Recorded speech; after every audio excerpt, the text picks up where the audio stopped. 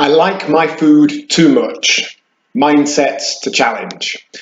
Over the course of the 5 videos of this week, I'm going to talk about nutrition, food, the eating side of it, and 5 ways we might be describing how we eat and drink that might be holding us back, and how we might benefit from tweaking and changing and challenging those ways we see it.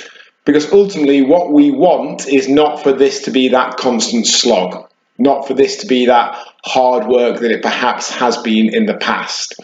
And there are 2 ways that things can stop being hard work. We can change what needs to be done, which can't really happen. We can maybe look at better ways to do it, but changes will need to be made. Or we can reframe how we see those things.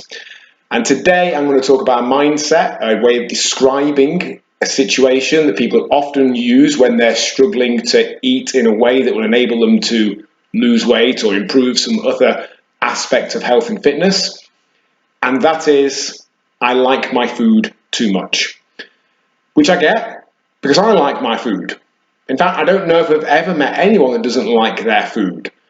From my experience, the difference between people who get the results they want, get to a body fat level they're happy with and maintain it, and those that perhaps don't, isn't that one group doesn't like their food and the other one does.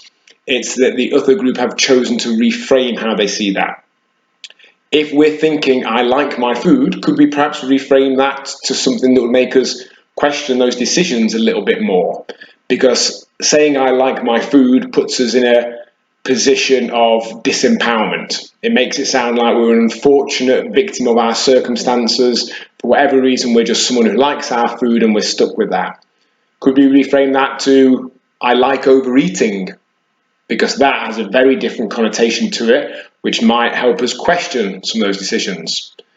Could we reframe it to, everyone likes their food, and I'll enjoy eating as much as I need and not too much? Could we reframe it to, I like to eat this other food, whatever it is? Liking something is ultimately a choice.